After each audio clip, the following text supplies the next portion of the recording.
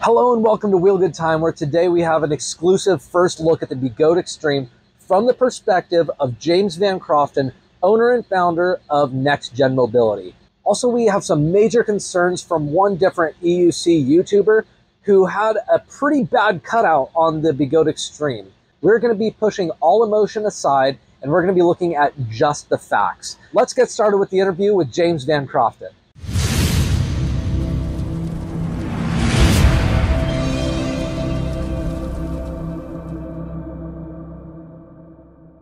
Welcome to Wheel Good Time, where I have James Van Crofton, the owner of nextgenmobility.org. Today we have an exclusive look at the Begode Extreme. He had the air shipped all the way to Los Angeles, so he's one of the first owners of it. James, thanks for joining me. Thanks for having me, Rob. I really appreciate it. James, you bought a Begode Extreme for yourself, and since you're one of the first people to get it, since you've had it air shipped, you were one of the first people on the Western Hemisphere to give us the thoughts on the Begode Extreme. James, before we dive into the Extreme, I want to know all about you. Tell me why potential customers would be wise to listen to what you have to say about the Extreme. Please tell me about your background. Tell me all about your business. Well, first of all, thank you for having me today. I really appreciate that. I've been watching your YouTube channel and it's extremely informative, Rob. Very much enjoy the content that you put out there. Thank you. So, regarding Next Gen Mobility, we're a discount dealer. We supply to the United States and Canada, but most of the United States. We have sold a number of wheels to people and we're very passionate about electric unicycle. We ride EUC, we enjoy the community. One of the reasons that we started this business was because we felt that there was an opportunity to reduce the pricing across the board, and it certainly seems to be the case that now there's a lot greater discount availability for customers as a result of our instigation. So that's really good for the community. $4,000 to $4,500 in EUC just seemed like a lot to me. And the idea that you could get one for maybe $2,500 just seemed a little bit better. I would call that back to the old 2018 pricing, but with obviously much better technology. So this is how we started as a company. And we've now supplied hundreds of EUCs to the US market, and we have a lot of very happy customers. I personally take pleasure in sending out every single electric unicycle and getting the feedback. It's a little bit like EUC Santa Claus, because we give a really good deal and people are really happy about that. So that's where we started. Okay. Moving forward, we've seen a lot of new products come out. The Extreme is the latest model, and I have our demo model here, which I've been enjoying. It's by far the most powerful electric unicycle I've ever ridden. I've tested, obviously, a lot of different EUC over the years, and this one, to me, was just the most enjoyable. To ride it was like a glove, if you will. The fit and finish is fantastic. It's a new machine, and so I don't think it's perfect yet. I feel like there's a lot of optimization that can be done with the firmware, and we are constantly in discussion with Begode about the potential of this machine. And I would actually like to address some of the concerns as well as some of the positive aspects of this wheel, because I feel like it has the potential to not only be great, but it could be even better. So Awesome. That's where we are right now. Okay, awesome. Well, I am very eager to hear about all those things. But before we move on, I want to talk about your website, nextgenmobility.org. I see that earlier you weren't offering it, but now you're offering a lowest price guarantee. Can you tell me just a little bit about that? Sure. So, our goal was always to be the most competitive priced EUC distributor in the country. So we have a few other competitors out there, and they have been quite aggressive with pricing, and so we will match those prices. In fact, we'll aim to beat them for you. But not only will we beat them, but we will also offer unparalleled after-sales support. All of our products come with a manufacturer's warranty, and if you do need the parts, we'll get them super quick to you. We do ask you to do the repairs yourself, but we won't leave you stranded. If there's something that you need, we will talk you through the process. We will make sure that you understand how to achieve it.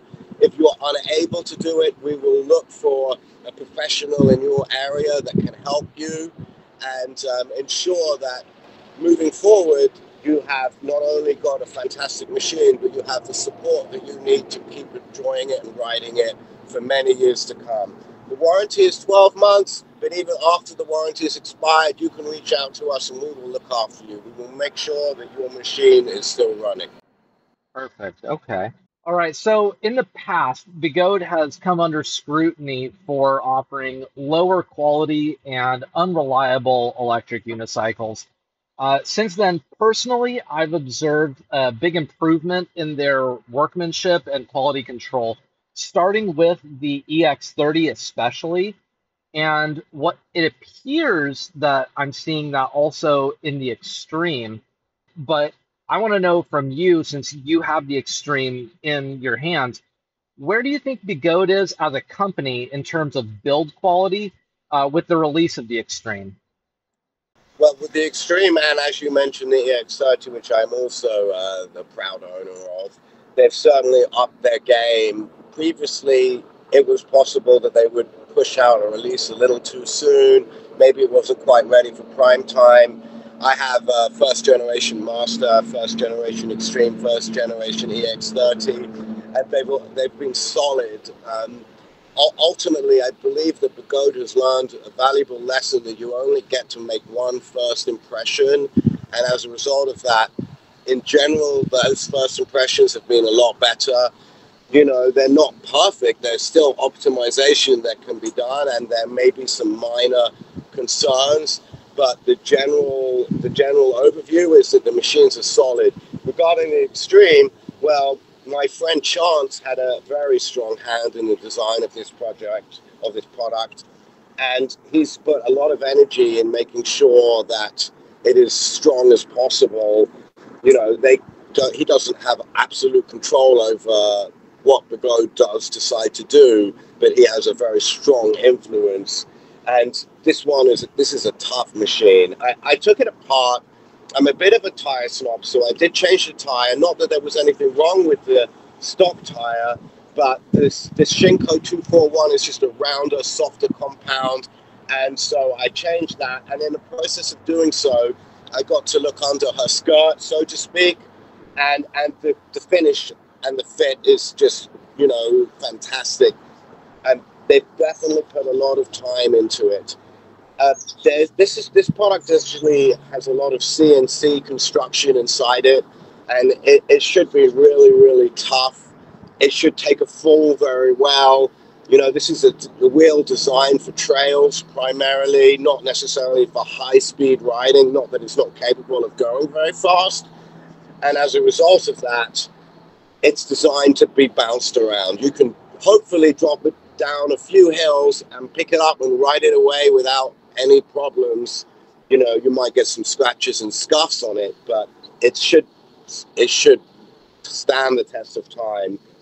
Currently, I haven't had the opportunity to test dropping it off any hills, and I'm not intending to do it intentionally, but anyone that rides with me will tell you that, yeah, I have been known to drop my wheel occasionally. So, yeah, if that should happen, I have a high confidence level that this thing can take it. Okay. It's a beautiful looking machine as well, don't you think?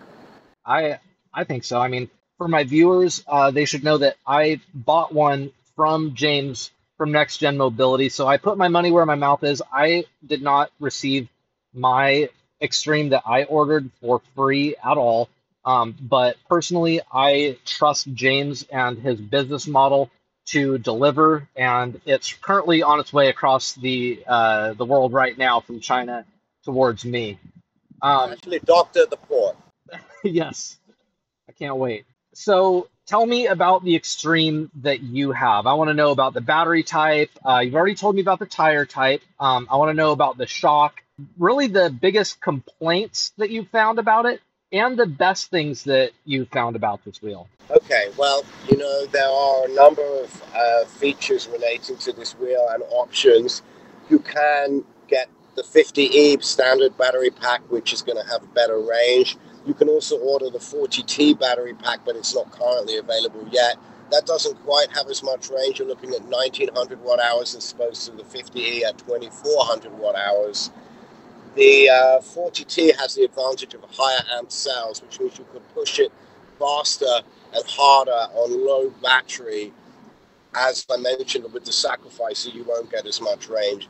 Personally, I like to ride 40 miles sometimes on trails, and I don't think that the 40T battery is going to have enough range for me. So we have a 50E here for testing. It's also more likely to be the most popular option because it's a little bit cheaper and readily available right now. So that's what we have. This wheel actually came with an air shock because it was the first batch out of the factory. And being the first batch out of the factory, we wanted to get it immediately, so we did that. That's what we got. But I had the good fortune of testing Chance's air shock extensively on his Extreme at Shredfest earlier this year. That was a demo model, but it was quite similar to this one.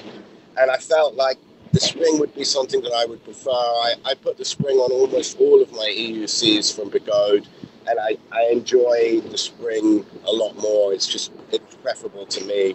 As such, I put the spring on this one. I have a 900-pound spring. The comments when I took it out for a demo ride recently with some of my friends and other people in Los Angeles that came to test it was that they felt that this was one of the best EUCs out of the box from Begode ever from a suspension point of view. And of course, you can easily get it with the spring out of the box. I have it in soft mode. It comes in you have two settings that you can put the suspension in. I have it in the softest mode because I want the most comfortable Cadillac-esque ride, if you will. I'm not necessarily a guy that does huge drops. I did take it on a foot, even a 2-foot drop once or twice just to test it, and it did a really good job. I think that the fact that this is a modular design means that you can put any spring power on within reason that you like. So you could easily put an 11 or 1200 pound spring on it if you want to get really sandy and do huge jumps on it.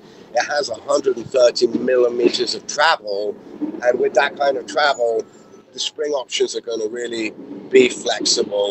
And I actually have a little bit of inside knowledge about that you might care to hear. I was talking to Begode yesterday, and whilst I can't give you exact details, I can tell you that they are going to even further upgrade their spring options for customers over the next few months. And so if you buy this wheel now and you decide that you would like more flexibility, we at Next Gen Mobility, and I'm sure others too, will be able to provide some additional spring options from Begode. And I don't think it will be just the spring. I think there will be some other features relating to the suspension that are modular that they will be able to offer you that will even further increase the awesomeness of this suspension. This is the first 130 millimeter suspension from Begode, and those options are going to really expand the potential of this machine. Okay, well that's pretty cool.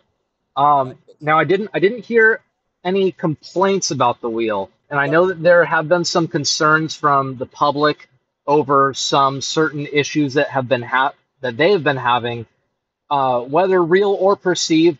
I would like to know what your thoughts are on any perceived issues that you've had on your Extreme, or any possible issues that the community has complained about. Well, yes, there have been some complaints. I haven't personally experienced them, but I'm aware of some of these issues. One of the issues is that I believe that at least 2, maybe even 3 people have managed to bend one of the suspension rods that holds the shock in place. I didn't do that. I don't get as sandy as other people. I spoke to Begode about that, and they told me that they are going to send new rods that are even stronger, free of charge to anyone that has the older rod. We will get some shortly as well, and that should address that issue. If you're not jumping 10 or 10 feet, etc., gaps and doing really big stuff, you're probably never going to bend it. But in the event that you do push it too hard, it's possible, and Begode is aware of the issue and they're addressing it. So that's certainly something. Wow. A few people have actually also pushed the wheel too hard at high speed and cut it out. It's not something that I think is highly prevalent, but it has happened to a couple of people. Fortunately, not me. And I think that should be addressed. Ultimately, there are a number of reasons why you shouldn't probably go 50 miles an hour or more, or even a little less on this wheel, and that's related to the conditions that you're riding in. This is a 16-inch wheel. It's designed for trails. It's not designed for prolonged high-speed riding. And so if you ride this wheel at 45 plus miles an hour for 5 or 6 minutes, and then you try to accelerate, you're likely to be pushing the wheel beyond what its design specifications are, and you could have a bad time. So I don't recommend you do that. There's one particular very well-known rider that cut out recently, and that rider has mentioned that they were going about 32 miles an hour when they crashed their Extreme. So this was obviously quite a big concern for me. I've got a lot of sales already for this, and I wanted to know that this wasn't going to be a problem for my customers. The last thing I want is for people to get hurt.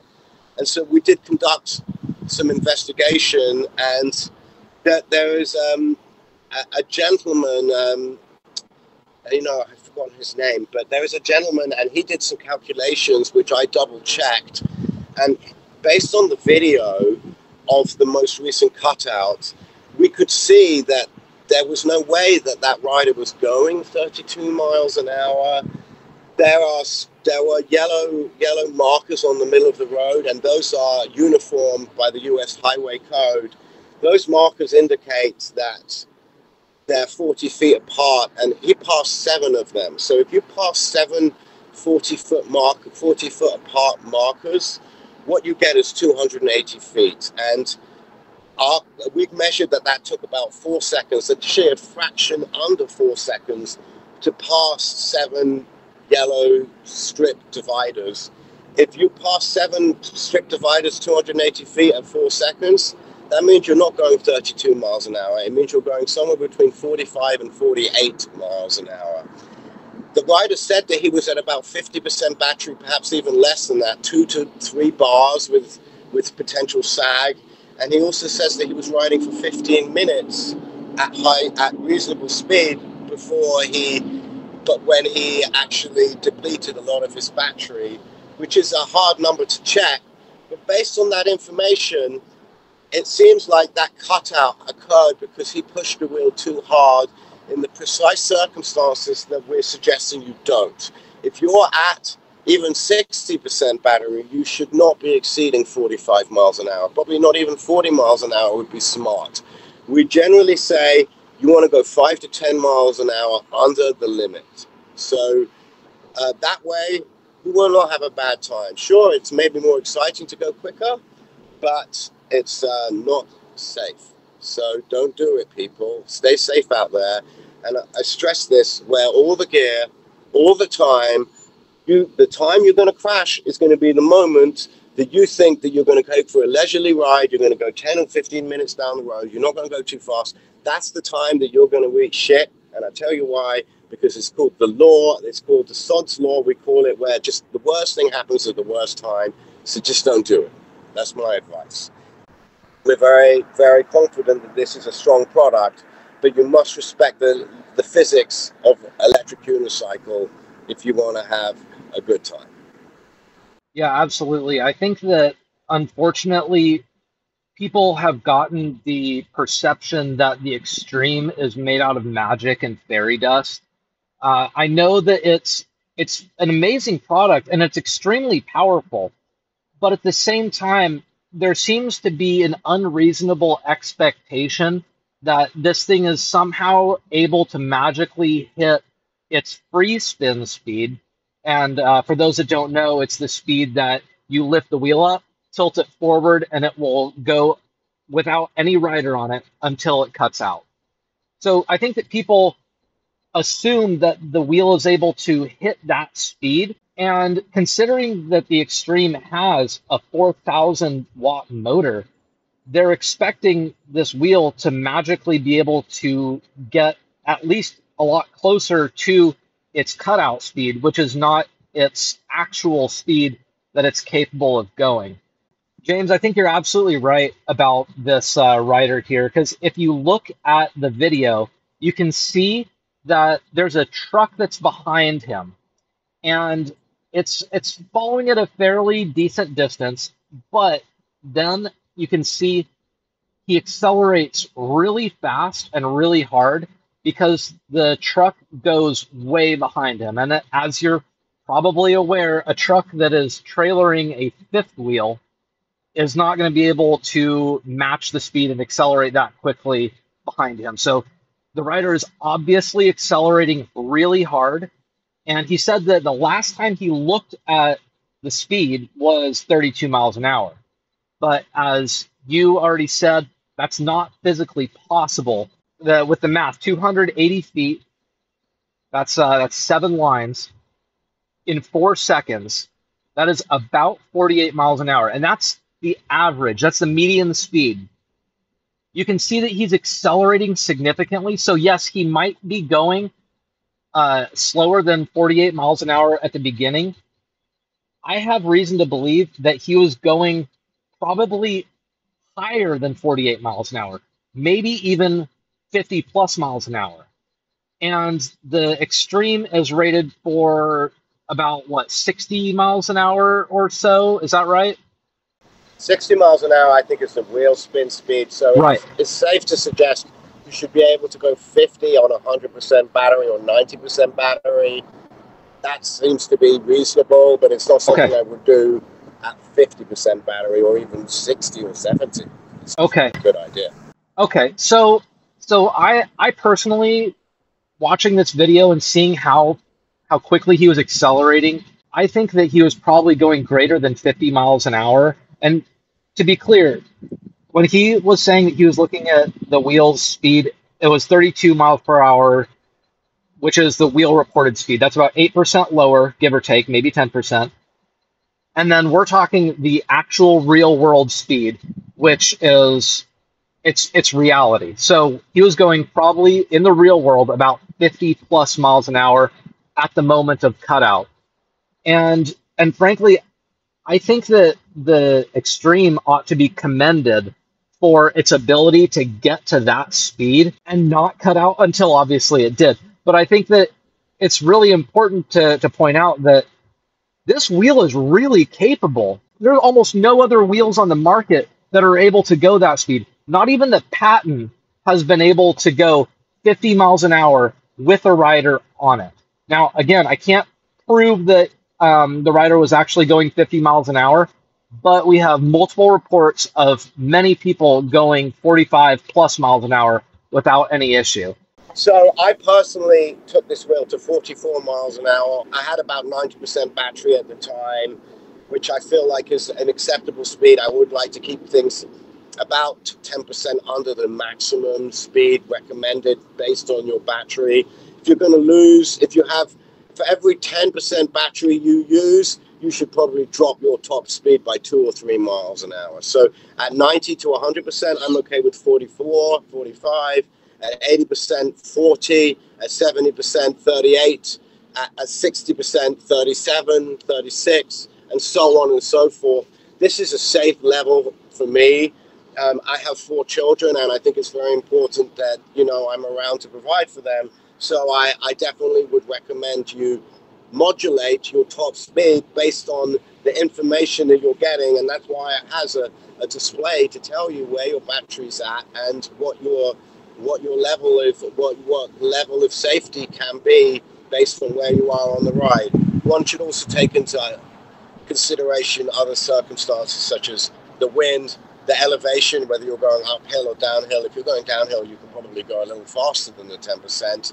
And of course, how much you weigh, and I'm always trying to work on that. So, you know. I think we owe a debt of gratitude to the brave souls that have been so willing to push these wheels beyond their limits, sacrifice their limbs and their safety, and going potentially 50 plus miles an hour on the extreme to find out really where that line is. Because as for myself, I don't have the willingness to go that fast because I have kids of my own, and I understand that you are similarly motivated.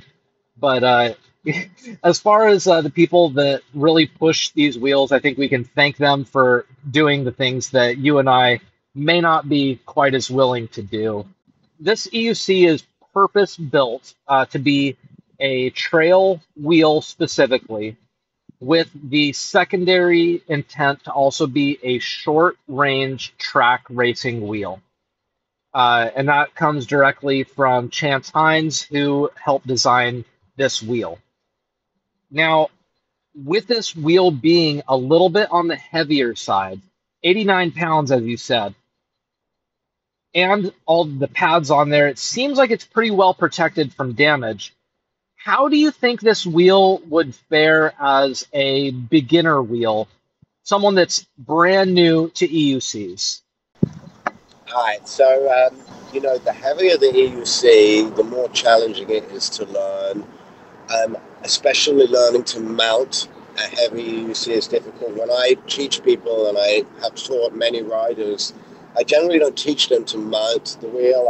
I teach them how to ride it, then we teach them how to mount it, because, you know, it's kind of the chicken and the egg. It's a lot more difficult to go the other way around.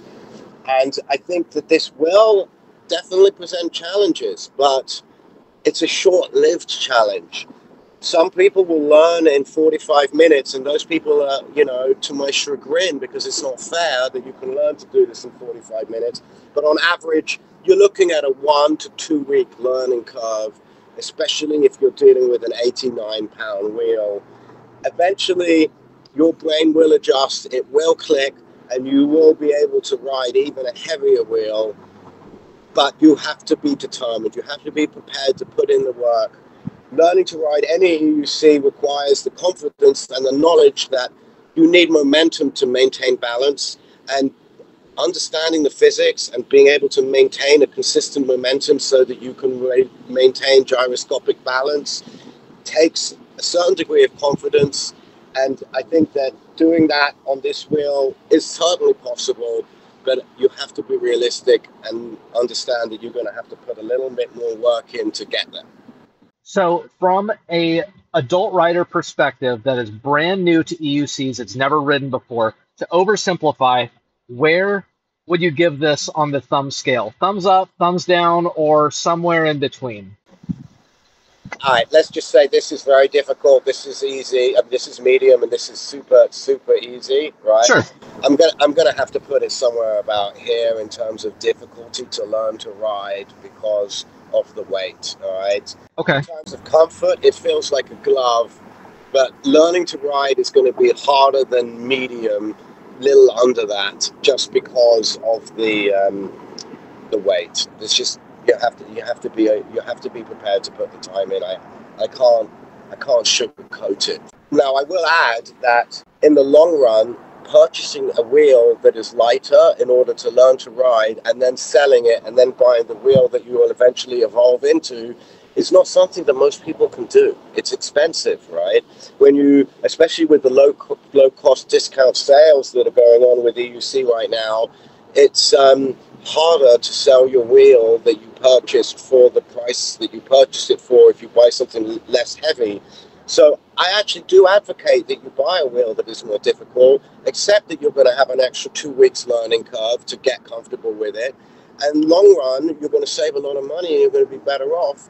You just have to persevere. So even though I'm saying to you that it's more difficult, I'm also going to tell you that it's going to save your pocket a lot of money doing that. If you're willing to put in the time and effort you'll save a lot of money. Buy one wheel, buy the wheel that's right for you long term, put an extra couple of weeks into learning as needed, and in the long run, I think you're going to be a happier rider. You know, I think that says a lot about you as a vendor. I mean, you are someone who's trying to sell more electric unicycles, and yet here you are saying, buy the best one of the best wheels that you possibly can, and you're not buying multiple wheels in a row and just dumping your money into next gen mobility. So personally, I appreciate that. And on top of that, I'm in agreement with you because I say buy once, cry once. If you can get the absolute best wheel that you can as a brand new rider, then you're going to be taking a lot longer to outgrow that wheel if you ever do. For example, I bought the Inmotion V11 at first. That was my starter wheel. And eventually I outgrew it. And now I'm at the point where it took me a long time to feel like I was being limited by that wheel. But for a brand new rider, yes, it is definitely going to take longer. And you do have to persevere to finally get acquainted with that wheel and to know more about it and to finally get good at riding. But once that clicks, it's like riding a bike and you just never forget it. And now you have that wheel that is an outstanding EUC for a lot longer, and you're going to be happy with your purchase. So ultimately, I think they're going to be happier with their, not just their wheel, but the person that they bought it from as well, where they were not feeling like they just got some junk wheel that now it's underpowered. You know what I mean? Well, yeah, we don't want to pressure people into buying something that they don't want. We do want to give truthful, honest advice, and we want repeat customers. And so if we give you the best advice possible and we look after you, we feel like long-term we'll gain your business for many years. I'll add the caveat, though, if you do decide to buy a smaller, easier wheel to learn on, you do have the advantage that you can now teach all your friends to ride with you. And you know, it's really fun riding. It's really fun riding EUC, but the most fun is riding with your buddies. I mean, there ain't nothing like going for a ride with your friend. If you do end up buying something smaller, learning on it, and then upgrading later, you don't necessarily need to sell it if you have the disposable income. Instead, you keep it, you use it to teach people, and maybe you have a small wheel as a runabout. I have an M10-4, and I use that to, you know, go to the store, to do a quick errand, the last mile from the car park, just convenient stuff like that. And I have a lot of use case scenarios that doesn't involve needing the super powerful, fully fledged machine. So there is advantages to it, but it all depends on your personal circumstances and what you can afford. And if you want just the machine that is right for you long term, certainly getting a more powerful machine and going through the more difficult learning curve is an option. All right, so Chance Hines, who was hand-selected by Begode to assist in the design of this wheel, he said in his review that customers would probably want knee pads to ride on the Extreme because his knees personally hit the front handle quite a bit, which is made out of metal. Have you encountered this when you were riding it or when you were demoing his wheel? So, first of all, I just want to give a shout out to Chance because, you know, he is a friend of mine, but, you know, honestly, I have to say that he's done a fantastic job consulting with Begode on this. This is Begode's magnum opus, their most advanced wheel that they put the most amount of time into, and they've taken so much input from Chance, and without Chance, we would not have this product and it would not be as awesome as it is, not even close. So just want to say that I'm very grateful for your input, and I'm also grateful that you lent me the wheel. He said take it and go for a little ride on it at Shredfest I mentioned earlier, and so I think I stole it for several hours. I was probably only supposed to have it for 20 minutes, but you know, I'm kind of cheeky, and I took it up to the top of the mountain at Shredfest and I rode it all over the place. And a couple of times I did, when I hit a couple of tricky sections, I knocked my knee against this handle, but I wear big pads, and it didn't present a problem at all because I had the pads. So Okay. as long as you're wearing pads, it's not an issue. Now, if you're going to ride a trail wheel on technical trails and not wear pads, I don't know why you would do that. That's It's on you. to me. You've got to wear your gear. You've got to wear your knee pads. Normally, the first thing you fall on is the knee pads. You slide on the knee pads. It lets you bleed off as much energy as possible, even on trails. Protects your knees, and so it's a non-issue if you're being sensible. You should always wear your pads. Fair enough. If you're riding on non-technical stuff and you don't have your pads on, so be it. I don't see why you would hit the handlebar, because it's the bouncing up and down and going on strange things that is ununiform ground that is going to potentially cause this issue. And it's not something that's happened to me a lot, but it's possible, right? It's not impossible. Okay. I actually plan to put some kind of protection around the handle and maintain the handle anyway, not because it needs it, but more because I just want to keep it nice and beautiful and shiny. Of course. There'll be third-party accessories. BBQ Pads or BBQ Pads are my favorite vendor for the modifications for adding protection to the wheel. Matthew Anthony is going to make something special for this wheel, and please put a link to his products on your page, because I think he's making something for it, and that probably will negate some of that problem as well. So yeah, that's my take on it. Absolutely. Yeah, for the viewers, please just check the description. I will add a link to his page. So if you want to order BBQ pads, I personally have ordered from him as well, and I really like his products, and he is an honest businessman. And also very important, he's a good communicator, and he ships absurdly fast. I honestly don't know how quick. I don't know how he's able to ship as quickly as he is, but it's straight magic, I guess.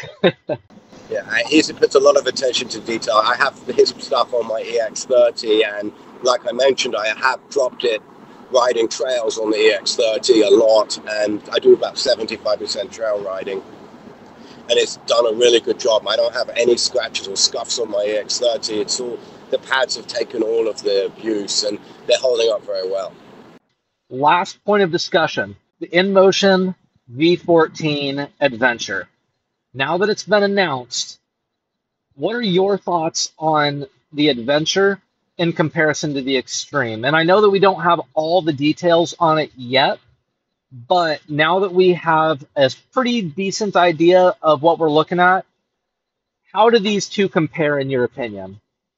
Okay, well, I've had a look at the statistics. I've also looked at the marketing promotion, and it looks like a really beautiful, attractive wheel. Inmotion certainly does make what I would call the Apple of electric unicycle in terms of their finish. They're very beautiful designed wheels, and I think it's going to have that Inmotion finish like the V13. The specs, I think there's a little bit of exaggeration maybe going on. They mentioned something about the amount of torque that it has in, I think, nanometers, or I'm not sure if that's correct. And the numbers that they put out are impossible. They're too high. It's not achievable. So right, I know what you're talking about. There's a little bit of hype regarding that. Regarding the suspension, they also talk about it having a progressive suspension, something that I suspect will be an option to change on the Extreme soon, because Begode did mention that they're doing some additional changes to the spring. Progressive suspension is not a new concept. It's just, I think, a different type of spring, and it adds maybe a different type of chamber to the existing system, which allows for progression. So it would certainly be nice to have that on the V14. I saw some videos, and I did notice that it was possible to bottom out the V14 as well. So okay. I'm not sure currently how that's going to work out, but on paper it looks fantastic. The controller, they claim it's a similar design, if not identical, to the V13. which I'm not aware of having any issues. But at this time, I have to withhold judgment until it's out and testing.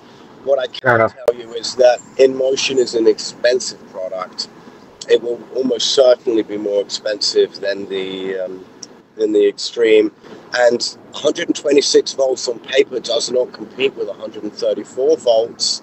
So perhaps it will be better, but I don't know if the specs really will bear that out at this moment. But I'm withholding judgment. It's possible. We'll offer it to customers, but it's not something that we're prioritizing. Yeah, personally, as far as the looks are concerned, it's very subjective, but I like the looks of the Extreme quite a bit more.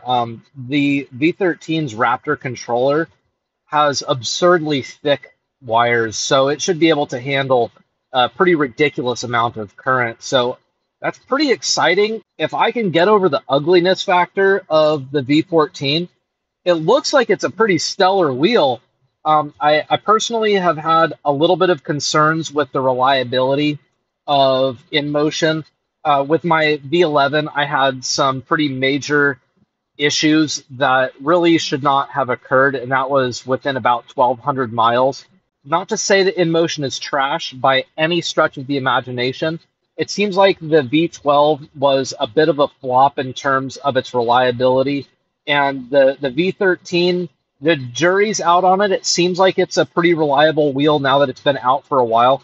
So I think the Raptor controller that is on the V13 is probably going to be pretty reliable on the V14 as long as they can do all of their software magic.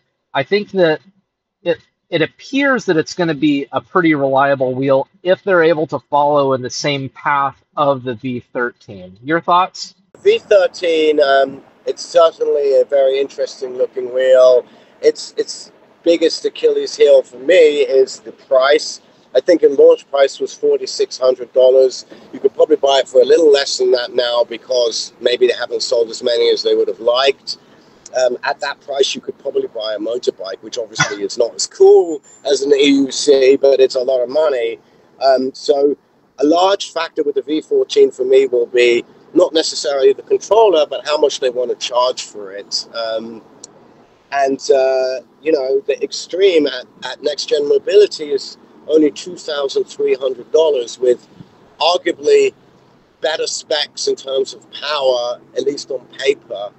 So for me, it's hard to justify spending upwards of an additional $2,000 for very comparable spec'd machines, maybe even less spec. But we'll have to see. We'll have to see what happens.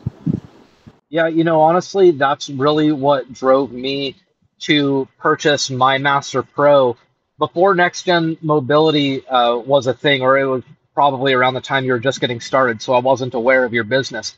I bought my Master Pro from a dealer directly from China for a heavily discounted price because even though eWheels and Alien Rides and Rev Rides and all those and EVs, they're great companies, but they have to be able to afford to offer an extended warranty where they have to charge the customers a significantly higher price. And I'm admittedly a bit of a cheap guy, and so I don't want to spend $4,600 on a wheel that, even though the Inmotion V13, it looks like it's an amazing wheel. I've ridden it. It's really nice, but I have a hard time justifying spending that much. So that's why so many people, such as myself, go to discount dealers such as going to Alibaba, or where they can even get a wheel directly from the United States dealers such as yourself at Next Gen Mobility for a heavily discounted price and still have that warranty. So I understand your perspective because I'm right there with you. Yeah, well, Alibaba is definitely an option. We've tried to actually be cheaper than even Alibaba, but provide US-based support as well. So You know, we're trying to provide as much value as possible by not only being competitive, but also being there to help the customer when they need it. And that there's a big distinction in that. I forgive you for not buying your Master Pro from us. That's okay. All righty. Well, you know, that's all the questions I have. Thank you so much for joining me, and I'll see you next time.